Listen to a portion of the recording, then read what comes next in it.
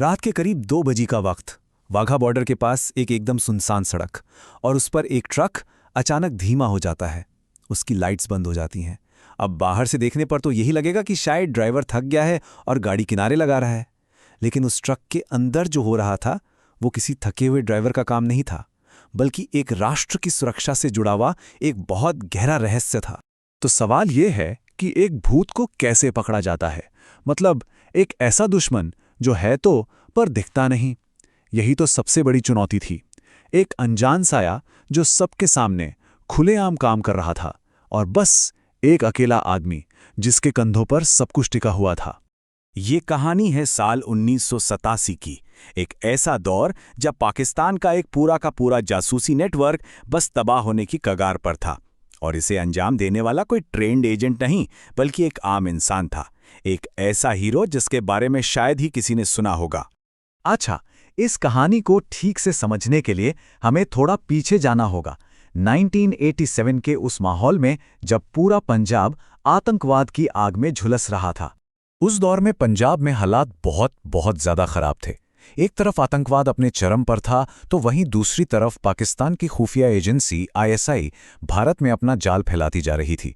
Raw जैसी एजेंसियों को ये तो पता था कि कोई लीक है, हमारी जानकारी बाहर जा रही है, लेकिन वो उसका सोर्स नहीं ढूंढ पा रहे थे। ऐसा लग रहा था मानो कोई भूत उनके सिस्टम में घुस आया हो। रॉ को ये शक तो था कि बॉर्डर के पास कोई बहुत ही हाईटेक कम्युनिकेशन सेटअप लगाया गया है जो हमारी सेना की हर हरकत पर नजर रख रहा है, लेकिन उनके पास कोई सुराग नहीं था कि इसे कौन चला रहा है और कहां से चला रहा है। और बस यहीं कहानी में एंट्री होती है हमारे हीरो की। कोई जासूस नहीं, कोई सैनिक नहीं, बल्कि जसवंत सिंह नाम का एक 35 साल का ट्रक ड्राइवर, एक सीधी साधी रोजमर्रा की जिंदगी जीने वाला इंसान, लेकिन जिसकी नजरें बाज की तरह तेज थीं। उसका काम बिल्कुल सीधा था, अमृतसर से अटारी तक माल पहुंचाना। रोज का वही एक रास्ता, रोज के वही चेहरे। लेकिन जसवंत की एक खासियत थी जो उसे सबसे अलग बनाती थी। वो अपने आसपास की हर छोटी बड़ी चीज पर बहुत ध्यान देता था, और यही आदत जल्द ही देश के काम आने वाली थी। अब जरा देखिए कि कैसे जसवंत का शक धीरे धीरे बढ़ता है। पिछले 2 हफ्तों से वो एक पुराने ढाबे के पास खड़ी एक बिना नंबर प्लेट वाली मारुति वैन को देख रहा था। पहले तो उसने ज्यादा ध्यान नहीं दिया, लेकिन जब रोज रोज वही वैन उसी जगह पर दिखी तो उसका माथा ठनका।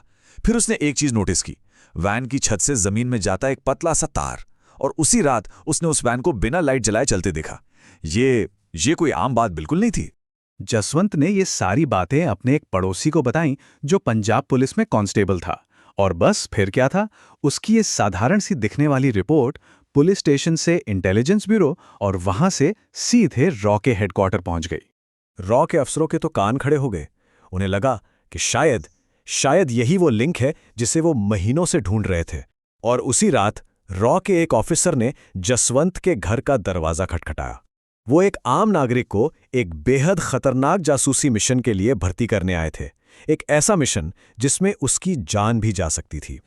उस ऑफिसर ने जसवंत से साफ साफ कहा कि उसकी दी हुई जानकारी बहुत जरूरी है, लेकिन उन्हें सबूत चाहिए, और वो सबूत सिर्फ जसवंत ही ला सकता था। जसवंत का दिल एकदम बैठ गया। सोचिए, एक तरफ उसका परिवार, उसकी छोटी बेटी का चेहरा, और दूसरी तरफ देश के प्रति उसका कर्तव्य। उसने क्या चुना होगा? जो प्लान बनाया गया वो सुनने में बड़ा सीधा साधा था, लेकिन असल में वो बहुत खतरनाक था।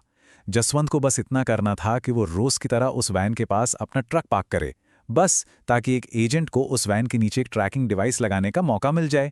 जरा सी गलती और सब कुछ खत्म। और सबसे अहम बात यह थी कि ये पूरा ऑपरेशन सिर्फ 2 मिनट का था, सिर्फ 2 मिनट।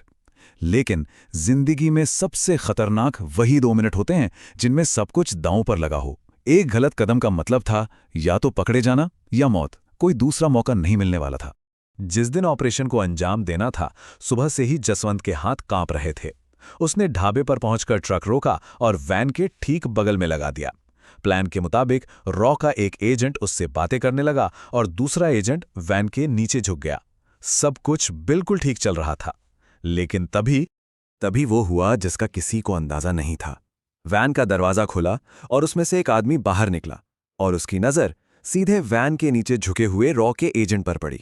एक पल के लिए सब कुछ रुक गया, हवा थम सी गई। ऐसा लगा जैसे खेल खत्म, मिशन फेल हो गया। और उसी एक पल में जसवंत के दिमाग में अपनी बेटी का चेहरा कौन था, और उसने वो किया जो उसे करने को नहीं कहा गया था। उसने बड़ी तेजी से उस आदमी से कहा, अरे पाजी, आपके पहिए से आवाज आ रही थी। ये मेरा दोस्त मैकेनिक है, बस पंक्चर देख रहा है। उसकी इस हाजिर जवाबी ने पूरे ऑपरेशन को बचा लिया। वैन वाले आदमी ने उसे एक लंबी नजर से देखा, फिर धीरे से ठीक है बोला और वापस वैन में बैठ गया। डिवाइस लग चुकी थी। जसवंत ने ट्रक स्टार्ट किया और वहां से निकल गया। कुछ दूर जाकर उसने ट्रक किनारे रोका। उसके हाथ इतने कांप रहे थे कि वो स्टीयरिंग तक नहीं पकड़ पा रहा था। जसवंत की बहादुरी ने अपना काम कर दिया था। तो चलिए अब देखते हैं कि इस 2 मिनट के खतरनाक मिशन का नतीजा क्या निकला। उस छोटी सी ट्रैकिंग डिवाइस ने रॉ को वो सब कुछ दे दिया जो उन्हें चाहिए था। अगले सिर्फ 2 हफ्तों में पूरे नेटवर्क का पर्दाफाश हो गया। कुल 9 लोगों में से 7 को पकड़ लिया गया और 2 पाकिस्तान भागने में कामयाब रहे। और जसवंत को उसकी बहादुरी का क्या इनाम मिला? कुछ नहीं, कोई मेडल नहीं, कोई समारोह नहीं, कोई पहचान नहीं। उस रॉ ऑफिसर ने उससे आखिरी बार मिलकर सिर्फ इतना कहा, जो तुमने किया वो बहुत लोग नहीं कर सकते थे। लेकिन ये बात यहीं रहेगी, हमेशा के लिए एक राज। जसवंत ने बस सिर हिलाया और वापस अपने ट्रक पर बैठ गया।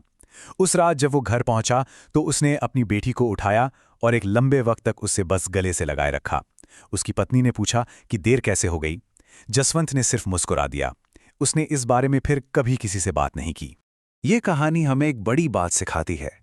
कुछ जंगें टैंक और मिसाइलों से नहीं जीती जाती, बल्कि एक चाय के ढाबे पर बैठे ट्रक ड्राइवर की तेज नजरों से जीती जाती हैं। ये कहानी हमें सोचने पर मजबूर करती है। हमारे आसपास ऐसे कितने ही गुमनाम नायक हैं जिनके साहस भरे काम हर रोज हमारी रक्षा करते हैं और हमें पता भी नहीं चलता। क्या पता अगला हीरो हमारे बगल में ही बैठा हो।